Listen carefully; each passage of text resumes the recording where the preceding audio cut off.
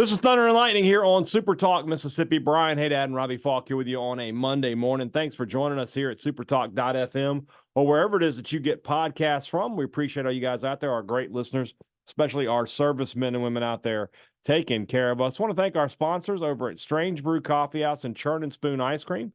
Start your day the right way with a trip to the drive-thru over at Strange Brew Coffee House here in Starkville, or at Brupolo over in Tupelo. It'd be a little weird, Robbie, if Brupolo was in Alva.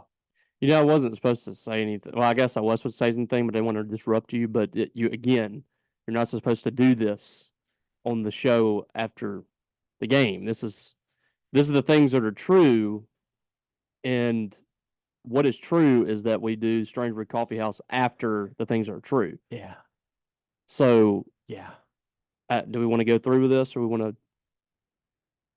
Be a little weird, Robbie, if Brupolo was in Alva. It'd be a little weird. I'll deal with Strange Brew again when we get there. Strange Brew didn't know that it was going to get two ads every single Monday. I'm going to demand a free scone next time I'm up in there. That's not a bad demand. All right. Wherever you are in our great state, you can enjoy Strange Brew coffee each and every morning. It's just a click away at strangebrewcoffeehouse.com. Pip Printing and Signs, reliable service for every business need. What that means is this: if you own a business, you know how important the role that printing plays is for you. You know how much money you spend monthly on printing. If you're not working with Pip Printing and Signs, you aren't working with the best.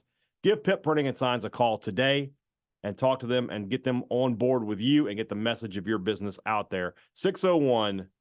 601-499-5216. Talk to Cam Baker. Tell them you heard about it on Thunder and Lightning. When you need printing, call Pip today. Move around or something. You look. Gotta look a little stoic. Like this. Yeah. By the way, just in case if you hadn't missed it, we are now available on YouTube. So the video from this podcast will be up here.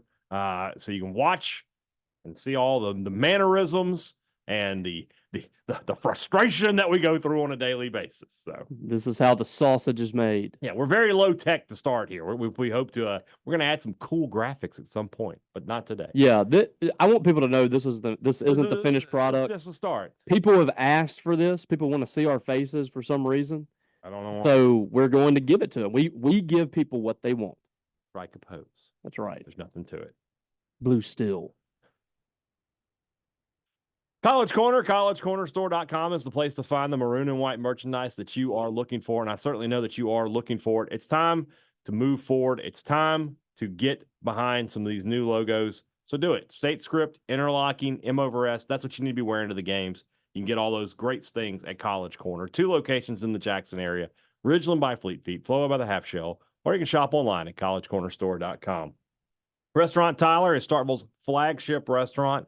For lunch, dinner, or Sunday brunch, the best meal in town is always going to be at Restaurant Tyler. If you are coming to Starkville for any reason, you need to make sure a meal at Restaurant Tyler is on your to-do list. And you don't have to be a special occasion. The special occasion is the meal at Restaurant Tyler. Corner of Main and Washington, it's the best place in town to eat. It's Restaurant Tyler. Priority One Bank, 16 locations to serve you throughout central Mississippi. Let PriorityOneBank.com be your guide. Let them show you not only where their locations are, but show you, most importantly, how they're going to help you invest, how they're going to help you manage your money, how they're going to help you prepare for the future.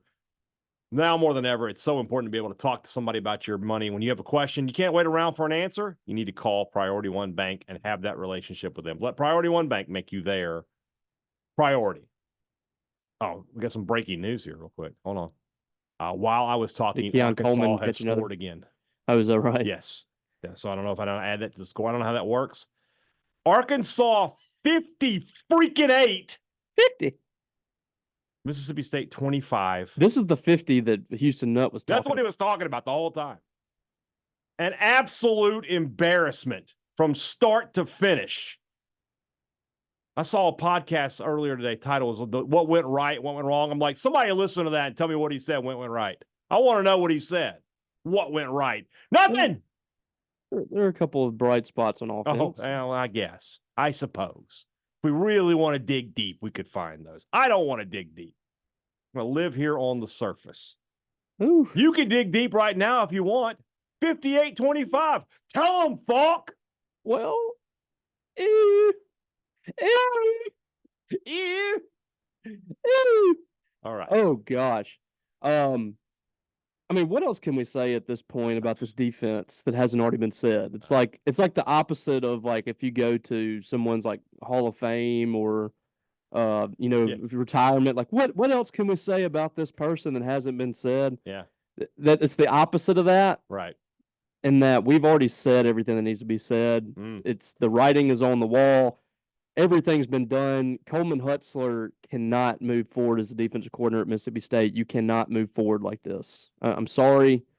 It can't happen. And I don't even know if he's 100% the issue because I think there's a lot of issues fundamentally within Mississippi State's defense and their program as a whole. And I don't want to blame everything on Coleman Hutzler. I don't think that it's all his fault. I really don't. But I don't see a path forward with Coleman Hutzler. And he might end up being a great defensive coordinator down the line, but at Mississippi State, it's just not going to work. 58 points against Arkansas is despicable work. Like that's embarrassing. That this is I haven't gone through and tried to find, the record for points and yards given up. I imagine that game against Houston back in the Houston 80s. Is the points 74. That was in the 60s. Was that the 60s? Yeah. I think they gave up like 700 yards or something. It's possible. I mean, they gave up 74 points, so I mean, it's very possible. This was to me the worst defensive ball game in SEC play that I've seen. I think at Mississippi State, 673 yards, gross, 58 points. Arkansas is kneeling the football to end the game. It was just absolute, just mind-boggling. I mean, Taylor Green looked like a Heisman candidate yesterday. 23 for 29. He had an interception, but 5 touchdowns, 4 of them to tight ends who were wide open every single time. 314 yards.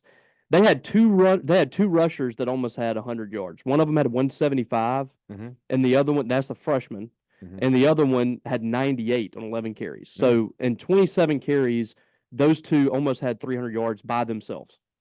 And then you had Taylor Green with 79. They averaged 9.7 yards a rush. They averaged 10.2 yards a play. And the sick joke that God played on Mississippi State football is they were 0 for 7 on third downs. Mississippi State said this week, we're going to fix those third downs. They fixed the third downs, but somehow got worse defensively. This was the worst defense they've put on the field yet. 673 yards is the worst game they've had this year. 58 points, worst game they've had this year. This was bad in every single facet. Offense had 471 yards and left probably 30 points on the table. I mean, legitimately, I can break down for you 4 possessions where Mississippi State should have scored a touchdown. Just easy to do it, saying they missed a field goal and they had 2 possessions end at the 1-yard line. Yes. 17 points. They had 2 possessions in at the 1-yard line. They had 2 touchdowns potentially at the 1-yard line they weren't able to get. Yeah. And out of all that, the 4 possessions that they had where they were in position there, they scored 3 points out of those possessions. Even if you just add a field goal to that, that's still 24 points. It's a totally different game. Arkansas doesn't have 58 points when you do that. Right. Mississippi State has 40 plus at that point, getting up to 50 points. So both sides of the ball just fumbled it, figuratively and realistically. Mississippi State had 5 turnovers in the ball game.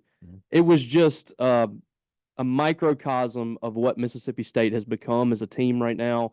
I have a lot of faith this offense is going to be really good at Mississippi State while Lebby's here, but the defensive side of the ball has to be completely blown up. And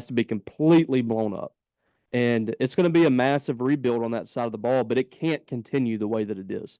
You're not going to be able to recruit to this. You're not going to be able to develop in this because it's obvious that there's confusion out there defensively. There's guys running free. The defense doesn't know what's going on. The formations are a mess. It is it's bad in every facet. So to me, the defense is the biggest takeaway from Mississippi State to this point this year. Just how bad this defense is, and it is quite possibly the worst SEC defense I've ever seen. And I don't feel like that's hyperbole. I think that's very much in play. Yeah, I definitely agree with you. on that one. That there's no getting around the fact that historically this defense is bad. It's bad. I mean, not just Mississippi State history. The conference. Yes. The college football. I mean, they are going to surrender probably close to 45 points a game in SEC play. Yeah. They play the rest of their schedule in SEC play. Missouri's, right now kind of a. I don't know what to expect with them. Healthy, they'll score points. Tennessee and Ole Miss are both going to score a lot of points on this defense. So it has a chance to get up to 40 and close to 45. Ole Miss has not been good offensively in conference play. They're only averaging like 24 points a game. Those are against normal defenses. This is just not a normal defense. It's just not normal what it is. So I don't know what it is. Yeah, I mean, I know what it is. I can't say it. I can't say it on this podcast, but I know what it is. Putrid? No, that wasn't the word I was going to use. There's. I mean, you look at it and it's like you look at these bad defenses in the past. There's like some good things about bad defenses. Like, well, this defense has some good young talent, or their pass defense can, disrupt plays, get interceptions, or they have a knack for the ball. Mm-hmm. I know this team has gotten some turnovers lately, but I just don't know what you can take away that's been really good. Yeah, I really don't. So it is what it is, but I don't think there's a path forward with the current defensive staff. I just don't. I agree. Well, total agreement with everything you just said. We're going to get to that, all right? We're going to get to a lot of things coming up in just a moment. Let's move into the rest of the show. That's brought to you by our friends over at the Mississippi Beef Council. We want to remind you that beef, it is what's for dinner. I came home from the game yesterday, had a skirt steak. Ooh. That's about a 7-minute cook. 3 minutes aside, let it rest. Yeah. Made some tacos. Ooh, they were delicious. That's a steak was the only thing that I could think of that would make me feel better after the debacle that we had to sit through. Treat yourself. I did. And you should treat yourself. If you're going to be cooking out, nothing beats the sizzle of beef on the grill. If you don't want to cook, head to one of our great steakhouses across the state of Mississippi. There's one nearly everywhere. Beef, it's what's for dinner, thanks to our friends at the Mississippi Beef Council. Two Brothers Smoked Meats in the heart of the Cotton District is the place to find the smoked Southern soul food that you are looking for. I told you I was planning my return to Two Brothers. I made it on Friday. I went and got some more pork rind nachos. I was not invited to this. Well, it was me and Aislinn, me and the dog. Oh, okay. So it's not like I went with friends. I can't be upset about that. You cannot. No. So enjoy yourself with a trip to Two Brothers Smoked Meats. Great foods happening there. And then, of course, also our buddy Rob Hadaway was there. He was texting me yesterday. It's like, what should I get? And I told him, and he got like a taco sampler. He got like 3 or 4 different tacos. Yeah, great. That's the way to go. It was great. So there you go. And of course, if you're in the mood for something different, how about a fancy sandwich over at our friends at the Older Brother, Starkville's best new restaurant? They're right next door to each other. Enjoy a great meal at the Older Brother and at Two Brothers Smoked Meats. Great products, great service. Every business likes to promise it to you. They deliver it to you at Advantage Business Systems, and that's what they've been doing for 50 years. 50 years. 58. All right. Trigger warning. Yeah. If you need technology for your business, you need a copier to run off, copies of your defensive game plan, or a computer to look up statistics for your defensive game plan, or if you need a new computer or a new laptop to break down film for your defensive game plan, all those things are available to you at Advantage Business Systems at a great price as well. But most importantly, there's service after the sale. I wish there was a phone number we could call right now and say, hey, the defense is broken. Can you come out here and fix it? And Advantage Business Systems would just show up, and 10 minutes later, like, all right, we got it. It's fixed. Fortunately, we don't live in that world. We do live in a world, though, where if you need business technology, it's just a phone call away. 601-362-9192, or visit them online, absms.com. Find out how Advantage Business Systems will help your business do business. Before you go to the games this fall, assuming you're coming back, you need to go to Maroon & Co. Maroon & Co. is the place in Starkville that has the biggest and best selection of Mississippi State merchandise that you can find. They've got all the new logos. They've got all the top name brands. And most importantly, we can save you some money. I mean, it's expensive to do everything. Let's try to save $1 here or there. Thunder15 is our promo code. 15% off regular price on most items. Some exclusions do apply. Or you go to the games this fall, spring, this winter, whatever you go. You need to go to Maroon & Co. Yeah, You got some things that are I true. got some things that are true. I do. The things that are true are brought to you by the good folks over at Bell Building Supply. If you're cooking out, you need to have the Rolls Royce of cooking machines, and that is the Big Green Egg. They are your platinum Big Green Egg dealer here in the Golden Triangle. If you are looking to get a top-notch grill, the Big Green Egg is the way to go. The holidays are coming up. If you really want to treat Dad this holiday season, a Big Green Egg is an unbelievable gift, and they will take care of you at Bell Building Supply. If you live in the Golden Triangle, they can set up delivery for you. Everything that you need happening right there. Bell Building Supply, there's a reason they've been in business as long as they have. They take care of their customers. And, of course, when you're talking about the Big Green Egg, that will take care of the meat. Go buy you a Big Green Egg at Bell Building Supply. I got 9 things that are true. Ooh. 9. I'm going to tell you. There's one in here that we could say is kind of positive. There's one. The rest of them, I don't want to see that damn doom and gloom thing either. I don't want to see it because that's where we are, y'all. Yeah, if you just you're can't see the negative, reality, I can't help you at this point. I think we've been pretty positive over the last 5 weeks, and we tried. So there you go. Number 1. He's got to go. Not tomorrow, not after breakfast. Now. All right? Social club. He's got to go. He's got to go. Oh, man. He's got to go. Look, I know we make the whole what must be done eventually got to be done. I know, I get you just can't go on like this. You can't go on like this right now.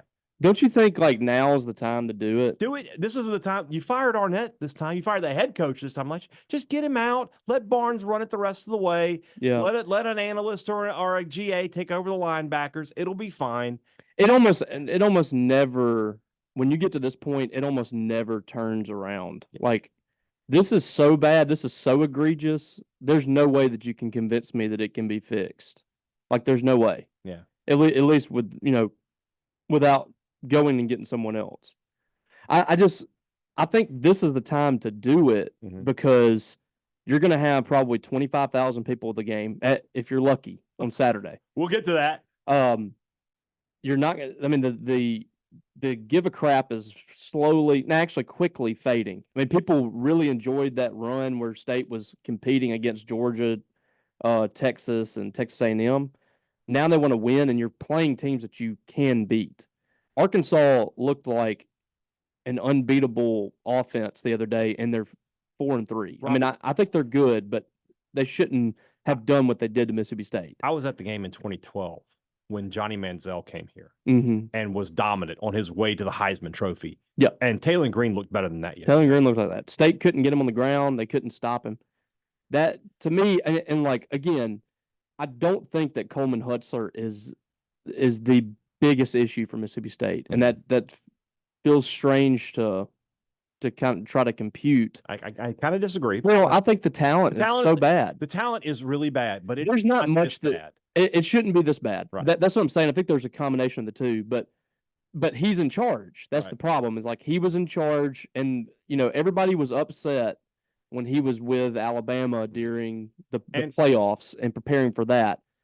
And I thought that was a little silly to be upset about that. But when you look at the product right now, the fact that he wasn't here doing everything he possibly could every second to make sure his talent was better is kind of a red flag now. And that's the other thing is we live in a day and age where it'd be one thing if he came in here and we didn't have a transfer portal. Yeah. And he's like, this is just what you got. And you got to get him up. You get him a couple years in that situation. He could have gotten new players in. He was unable to do it. And I hear what people say too. Like they're like, well, he came in late and people were already recruiting.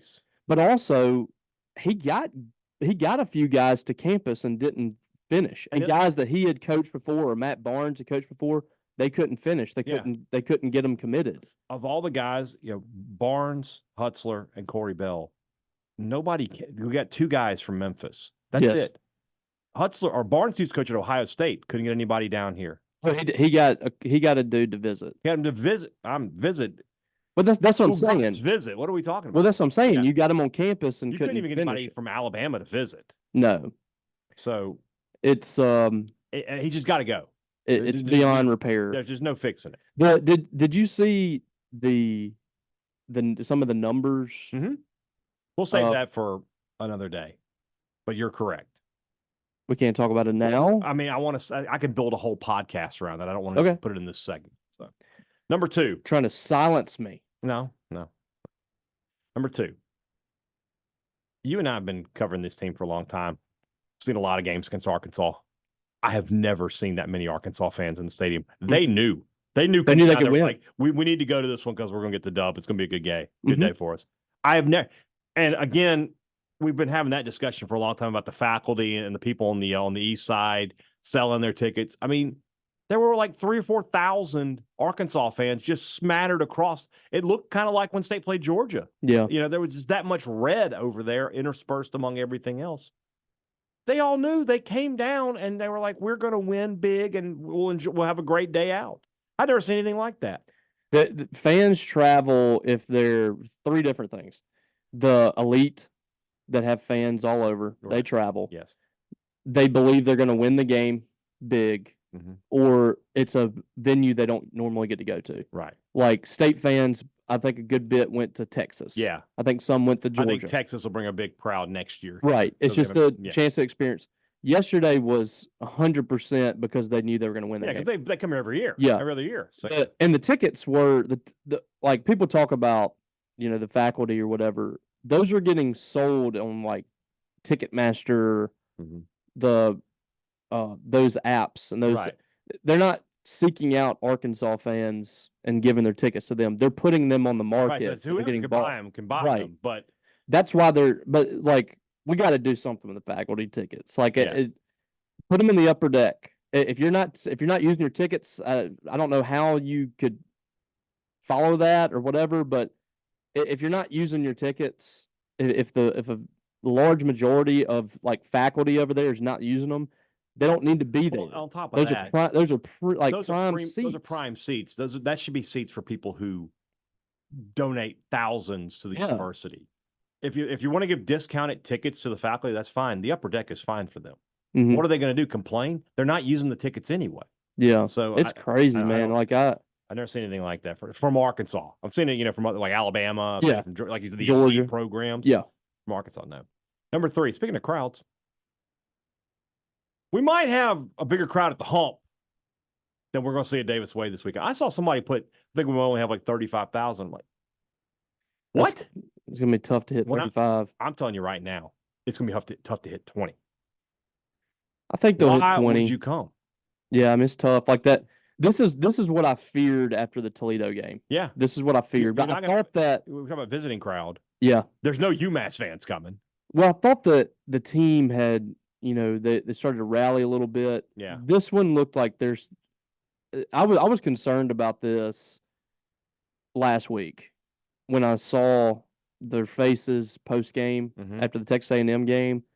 It just looked like they were kind of broken a little bit, and I think you could kind of see that broken spirit at times. Yeah. Yesterday, just kind of dragging a little bit. It just looks like a team that is tired, man. Like one thing I can say about this team this year, we talk about how bad the defense is, and I think we belabor that point as we probably should. I don't think it's an effort issue with this team. Right. I don't think that. There was times maybe against the worst part though. If they were just laying down and trying, I'd be okay. Well, they're not in it. The fact that they're trying and they're this bad is a huge, huge problem. Well, I would rather them. I would, but play at the hard. same time, it just hurts to watch. It does. I tweeted yesterday in the first quarter, like it's just sad watching the State defense because like they are trying hard and they just can't do it. They can't make plays. They're out of position. They don't know what's going on. It's the Hunter Washington play where he got just put on skate. Sold him a Lunchable out there. Oh, man, it's just so bad. Like, so that's kind of the things I'm talking about when I'm saying, like, it's not all Coleman Hutzler because some of it is just genetics and just, the players just are not good enough and they don't have enough depth. That defensive line right now is just it's rough. Yeah. And that falls on the coaching staff. They wanted to run it back with a lot of guys, and they went into the transfer portal and got guys that had done nothing hardly in college at this point. It's kind of a potpourri of things. So, yeah. There you go. Number 4. Only 5 more to go. Yeah. You can't be confident in picking State to beat UMass. You can pick them to beat UMass. They're a 17.5-point favorite, which, I mean, that's a low number. I think wasn't Missouri like a 27.5-point favorite? On the road. On the road. Something like that. Yeah. And covered. But you can't sit here with just a straight face and say, this is a gimme for Mississippi State. It's not a gimme. It's not a gimme. Not a gimme. There is a scenario that exists where State loses this game. Yeah, I mean, I think that State wins, but you're right. Like, it's not a game where you're just like, we're sitting here talking about, hopefully by the second quarter, we're able to start seeing, Jake Ware in there at quarterback or something. Like, I don't feel like that about this game. I think that there is certainly, like you said, an avenue that takes you down a very, very dark path. And that would, I don't know, we might not even record the next day. We might just have memory of. No. We will be here. So, I mean, you just can't have that confidence. Number 5, the Mike Wright syndrome has got to go. And what I mean by that is this. You can't keep putting a quarterback in that you're just going to let him run the football and not do anything else. Oh, Chris Parson. What are you doing? As soon as he comes in, everybody on the defense knows he's going to take the ball off tackle. That's all there is to this. Running that on 4th and goal from the 1 was baffling. Malpractice. It was baffling. I mean, he's not perfect. And he's not. I think that was a mistake. I don't think there's a single play caller that you can't find a hole, what they do. I actually think Lebby this year has been really good from a play calling standpoint. There's probably like a handful of things that I've looked at and said, why did they do that? Like he hadn't done that a bunch. Right. But that yesterday made no sense. I say it all the time. If you're going to have a package for a second quarterback, the second quarterback has to be different than the first quarterback. You had that last year with Will Rogers and Mike Wright, right? Totally different guys. Van Buren can do all of the things. Van Buren could have done that. Yeah, Van Buren could have easily run the same plays. So I just don't understand what you're doing there, especially on 4th and 1. As soon as he came on the field, the entire Arkansas defense is saying he's getting the ball. There was never a chance there. Like if he had pulled it and thrown it or he'd handed it off, that scores. Because nobody thinks he's doing none of that. Would have been a great play design, like slip out and up back or Traore or somebody, which if you're going to play, they scored on the play before that, but yeah. Number 6, has Coleman Hutzler been fired yet? since the first since we in the last since you said he got to go, has it happened? It has not. Oh no! All right, go ahead. I got to tell you, Brian, I'm a little concerned it's not going to happen. It's going to happen at the end of the year. Right? Don't you do that? Maybe it's just the pessimist. You cannot go forward. You cannot. There is no one that follows this closely. There's people that they watch the game and that's all they really know about Mississippi State. The people that follow this closely will not have any faith in Jeff Lebby if he doesn't make a move. That's correct. They will have no faith. So just don't do that. It's got to be a Dan Mullen, Carl Torbush situation. One and done. Number 7. Sometimes, I mean, you just got to say, like, okay, this just didn't work out. Yeah. But this is not. You might end up being a great coach, but for this particular situation, it's just not going to work out. Yeah, I agree. Number 7. There's the positive one. I told you this in the press box yesterday. Kevin Coleman is who Tulu Griffin was supposed to be. This guy that when he gets the ball in his hands, he makes things happen. He's now sitting, I think, on 51 catches for the season. 5 games left. He's going to finish around, assuming he doesn't get injured, assuming everything stays the same, he's going to get around 80 catches this year. He's been really, really good.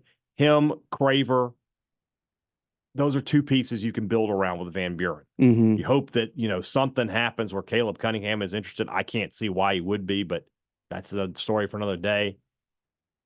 But Coleman is really, really good. He's a really good football player. He's a good player on a bad team. And, if he's a guy that he could have gone, if he had gone to somewhere like Alabama or LSU or something, people would be talking about him nationally, I think. He's really, really good. He makes plays that no one else at Mississippi State has been able to make. He takes the short pass and turns it into a big game. Yeah, like there was a couple of times yesterday, he's dead to rights, defensive back, linebacker, whatever, standing right in front of him, and he just curls around them and turns it into a big play.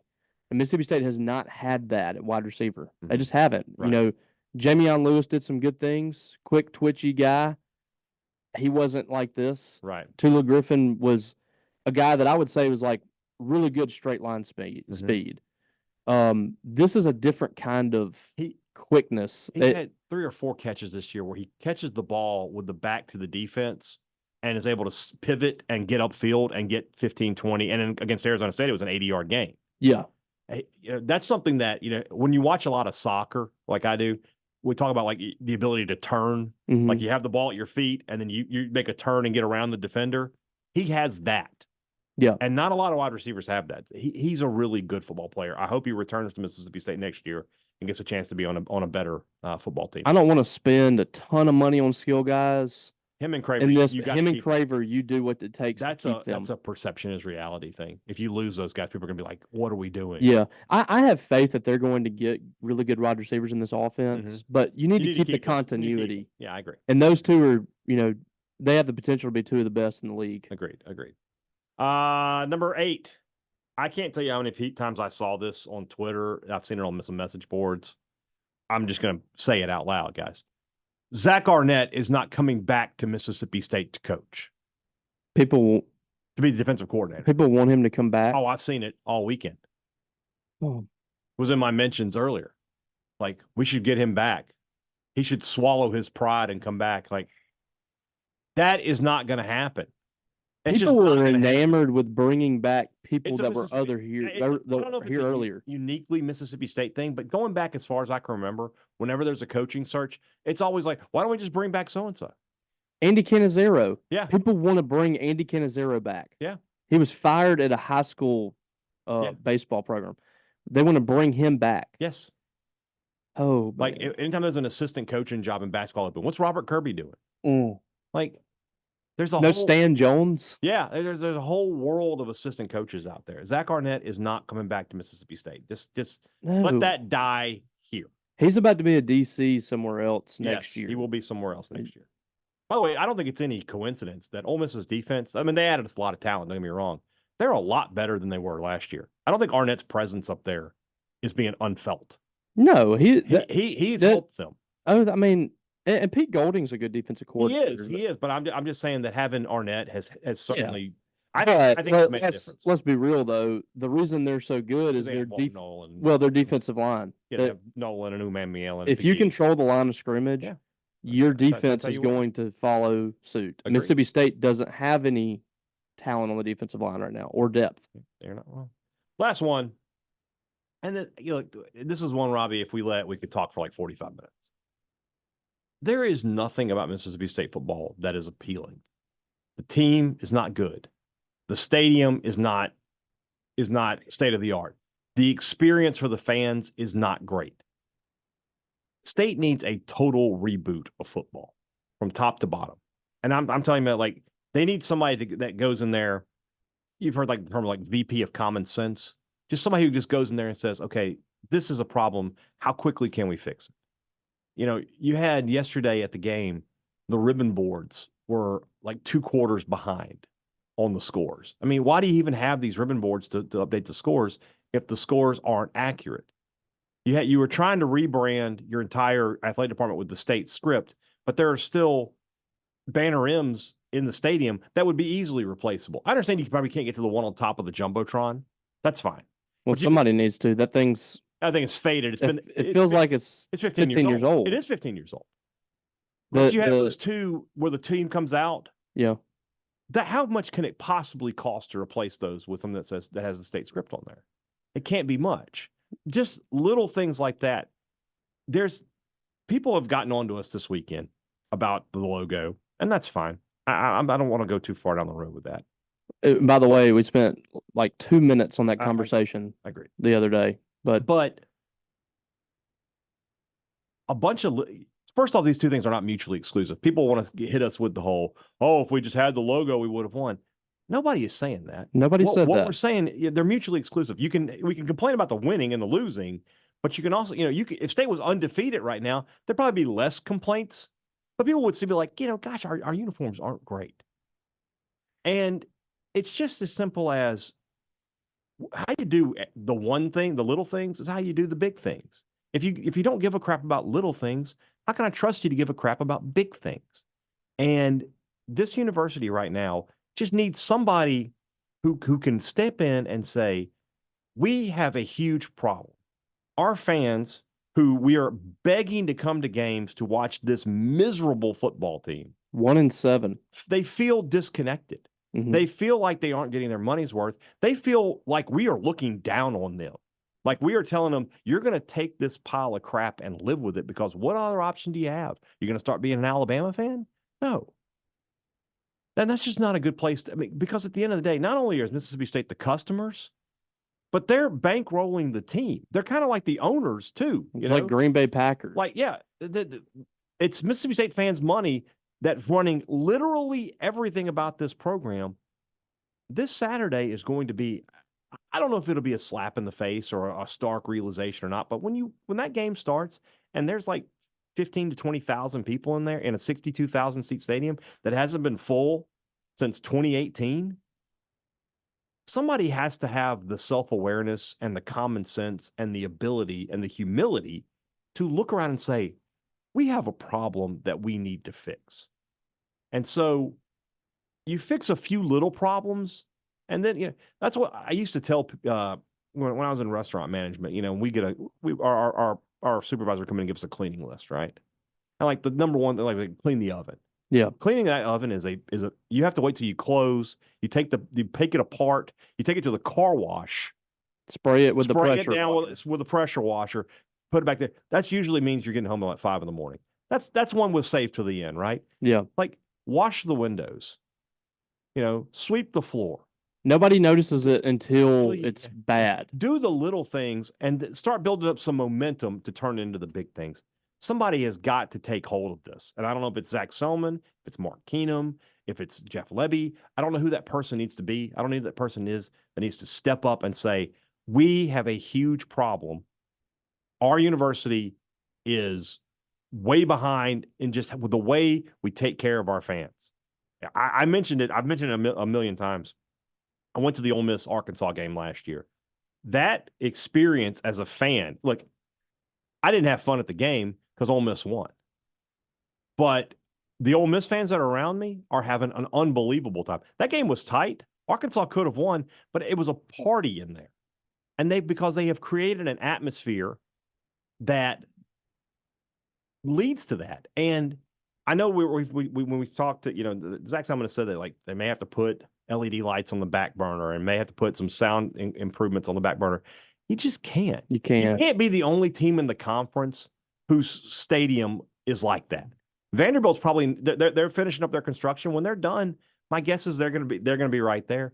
You cannot go on like this. When I say you can't go on like this about Coleman Hutzler, I mean that too about what we're talking about in terms of fan experience and what they're doing with the stadium and everything else. You've got to fix these things. Otherwise, we're going to look up in about a decade, and that in-state rivalry game at the end of the season is going to be against Southern Miss. Yeah.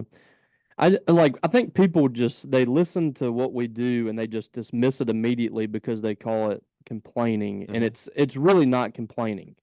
It really isn't. It's not about, we're just picking a logo and we just decide to complain about it. Mm-hmm. These are fundamental issues within Mississippi State's athletic department. A perfect example of where things are right now is there has been a disconnect between the university and athletics on what the logo should be. Mm-hmm.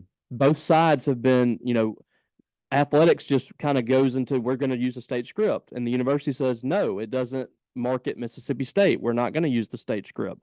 So they're pushing out the M-State, and athletics is pushing out state script. You have a banner over here on the back of the Jumbotron. You have a giant M-State on the side of the stadium. You have state script on the field, it's just there's a disconnect there, and nobody's on the same page. And I think they've gotten more on the same page, but it's still going to be jumbled. There's going to be state scripts sometimes. There's going to be M-state sometimes. It's just get on the same page. Everybody pull in the same direction. Do what you got to do to make the fans happy, because they are funding literally everything in your athletic department. Yeah. Fundraising for facilities that comes from fans. The ticket sales pay for the lights, pay for you to put a game on. Right. NIL, right. Scholarships, everything is the fans. The fans are paying for everything. There was fans this weekend that spent hundreds of dollars to come to that game, maybe and watch a 1-7 Mississippi State team give up 58. If you got a hotel room, your number had a comma in it. And they go home, they don't get a thank you. Yeah. They don't get. I mean, you should be tough. happy to be here. That's where tough. it is. It's tough, right? And we're not sitting here complaining week to week. We want this to change so Mississippi State doesn't fall apart. Yeah. When you go to the game on Saturday or you watch it on TV, the people out there that are trolling us after the week that we had and coming in there talking about the logo lost the game, whatever. When you look in the stands on Saturday against UMass, don't blame us. Don't blame us for that stuff. There's a fundamental problem with Mississippi State athletics that has to be fixed. And football has just magnified it, because that's basically the snapshot of your university in the SEC. Football is what pays the bills. And Mississippi State does not have a good product right now. They have an embarrassing defense. And this is a program that has just the pride of it has been on the defensive side of the ball. The offense, I think, is what's going to sell tickets for them, but State should never be in this spot on defense. And nobody wants to watch that. Nobody wants to be patient anymore, and they shouldn't be, because they're spending more money than ever. We already have people talking about, should we just go ahead and cancel the Bulldog Initiative money that we're giving, because whatever money we're giving now is going to the product on the field. So people are already questioning whether or not they should fund what Mississippi State's doing. So somebody better fix it, or this is about to get really bad, like worse than it has been. So it's you're right. It's a complete. It's just a top to bottom thing. It's a complete issue right now that's got to be corrected soon. I agree with you 100%. They've got to bite the bullet and just go ahead and fix the issues inside the stadium. You got to fix those. You just got to spend that money. If you don't want to do LED lights, whatever. I'm kind of like, I'll let that go. But the sound system is high school. It's a 1A high school. One thing they said about LED lights is that makes some sense. Is that right now State's not playing a lot of night games. Yeah. And so you're doing this for maybe 2 games a year. Now you get the program better, and now all of a sudden you're getting those plum 6:30 kicks. You want to have those. I get that. So I would just do it just to say, so we have them when we need them. They're done. Yeah. So, but just go ahead and get it out of the way. Yeah. Be done with it. If you can fundraise for it, great. If you got to take out a loan, do it. Do whatever you got to do to fix yourself if you improve first. the experience, you can charge more for tickets. Even if the team's not great, you can charge more for tickets. So, and I like it. The line that keeps getting thrown out is, well, do you want better players, or do you want? Let's do both. So somebody just gave $8 million for players. Yeah, there's people who are giving money for that, but there's got to be a way that you can do both. And if you're that, like, if you just don't have the money, then that's just a big problem in itself. So I just refuse to believe that you can't do both. I think that it's just going to take someone saying, you know what, we're just going to get this done, be done with it. If you got to say just to shut these people up, then hey, so be it. But please just do something to fix the issues that you have in place, because right now State is now sliding to the very bottom of the SEC in fan experience. All right. Basketball season's coming up next week. Yes, it is. It is. Basketball, as we all know, should be really, really good this year. Should be a lot of fun to watch. Should be, among other things, very important. So other things are important as well. Let's talk about something important. Put that coffee down.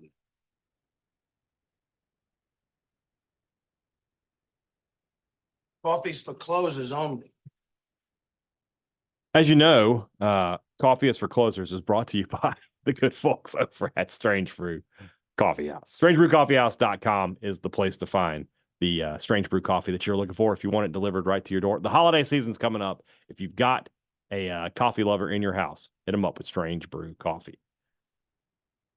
Coleman Hutzler, the entire defensive staff, every defensive player, any analyst or grad assistant associated with the defense, and I'm going to throw Jeff Lebby on here as well because he hired all those guys. No coffee. Not a drop. Not even a bean. They can't even go in there and get one of the chocolate-covered espresso beans. Oh. No. Nothing for that group. Yikes. You lose. Good day, sir. Yeah. I'd hate to see the money that's being spent on that side of the ball. Yeah, I would say not. that. I would not want to be part of it. By the way, I know there's some stuff going around like, oh, it may be a problem to pay by. Again, if you can't spend it, you can't come up with a couple mil to get rid of those guys. Just tell the SEC thanks, but no thanks. Yeah, because there's no point in going on.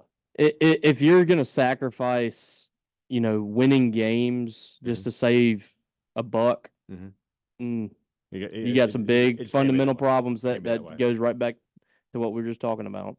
There were no big upsets nationally this week, so we're going to do two. It was kind of blah, which is fine. LSU A&M was fun. Well, that's why. Well, let's do two SEC teams, and we'll do Oklahoma to start. Not that I expect them to beat Ole Miss. This was the stat that got me. Ole Miss had 9 sacks yesterday. From Jackson Arnold. None of them were from blitzes. They just whipped guys one-on-one. Oklahoma they are just, hold on. Let's get my trusty schedule out here. Oklahoma. Jeff Lebby looked good, though. They got Maine, so they'll win Remember the Maine. But they're at Missouri. They'll lose. Missouri, Brady Cook will be okay. They're off this week. He'll heal up. They'll be fine. Then they go to they host Alabama. No chance. At LSU, no chance. That's 3-9, buddy. I'm sorry. Sorry, it's 4-8. 4-8. Welcome to the SEC. That's 0-8 in the conference too. Ooh. No, they beat Auburn. So then who do they? 1, 2, 3. 1-7. So they're 5. They'd go 5-7, 1-7. Bad. That's not great. Not great. And you're right about the Jeff Lebby thing. They were adamant that he was not a big part of their success. What's crazy is they gave this guy more money and extended it. What had Brent Venables done to deserve that? Yeah. Nobody was coming after him. Their buyout right now is like $50 million. That was because so they decided dumb. And it's not like they did it at the end of last season. It'd been one thing if they were like, hey, there's all these openings, we might want to extend our guy here. They did it in the spring. Yeah. When nobody's hiring. It made zero sense to me. And now you see, they're probably going to have to stick with him another year. Yeah, this isn't the Coleman Hutzler situation. Coleman Hutzler, I think you're going to owe him $2 million. $2 million. Yeah, that's fine. This is a little different. $50 million is a lot, They might have trouble finding somebody that could fit that bill. And then no chicory in the coffee down on the bayou. No community coffee for LSU. They were rolling. They looked too bad. They looked great in that first half, and I was like, wow, they are really on the way here. Thought A&M was done. And then A&M makes a quarterback change. Do you know what that game reminded me of? The 2009 Egg Bowl, when State had Tyson Lee out there and they couldn't do much, and then State brings in Chris Relf, and Ole Miss looks like they'd never seen a football before.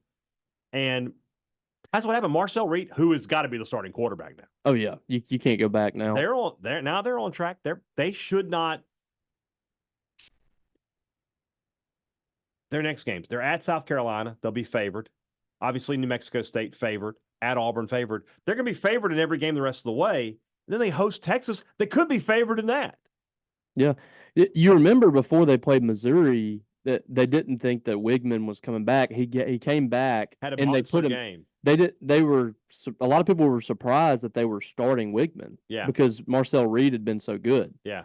So now you can't go back now. Yeah, he's the guy now going forward. Good player. Good player. They just look a lot different under Mike Elko. Yeah. I've always been a big Elko fan. Yeah. You remember when all that was going down with Mark Stoops, I was Yeah. like, just go hire Mike Elko Yeah. and be done with it. Yeah, And yeah. they did. I think he's a much more solid program guy than Jimbo Fisher. Program. Yeah, I think he took a shot at Jimbo on So- Saturday night. So Andy Staples did an article about that. He thinks he's taking a shot at Brian Kelly. Oh, really? Yeah. I figured it was Jimbo. I talking thought it was fast. too, but he said, The fast politician. some of the stuff that he's talking about, it makes you think he might be talking about Brian Kelly. It was. I thought it might have been Jimbo, but Yeah, that's fine with me. maybe way, not. Either way, I don't care. I like Yeah, it. that was a nice second half. It was fun to watch. They That- beat the crap out of them in the second the half. people that say there was a tweet going around last week about momentum's not real in sports, completely false. Momentum Neither. is so important in sports. I don't normally do this, but I mean, you can tell who didn't play sports. Exactly. Like, I never like Mike McDaniel didn't play football. He's a great coach, but like I get that. But like, if you didn't play or weren't associated with sports, then that's just a dumb take. Yep. It's absolutely a thing. It's real. So 100%. And that it happened happened on Saturday night. Yeah, it did. That snowball started rolling and you couldn't stop it. Tomorrow's show, we'll recap Jeff Lebby's press conference. We'll have the sign. We'll do our SEC picks. Are you 3 up? Did you go back and listen? I'm pretty sure you are. I'll have to go back and listen. I'm pretty sure I picked You took Auburn. Auburn. Did you? We were different on one game. It was that one. It was that one. It wasn't L. You took A&M. I think we both took A&M. Okay. Well, then then you're 3 up. I'll go so- back and listen. All right. I'm in desperation mode at that point. Plus, I think tomorrow. Let's do this. I've been wanting to do it for a while. But we're just through the halfway point of the SEC. Let's power rank the SEC tomorrow. Okay. It should be very interesting to see how that looks. So Yeah. we'll do that tomorrow. Guys, hope you enjoyed watching us today on YouTube. We'll be doing that going forward. And, of course, available wherever you get podcasts as well. Talk to you guys tomorrow. For Robbie Faulk, I'm Brian Hadad. Thanks for listening to Thunder and Lightning here on SuperTalk, Mississippi.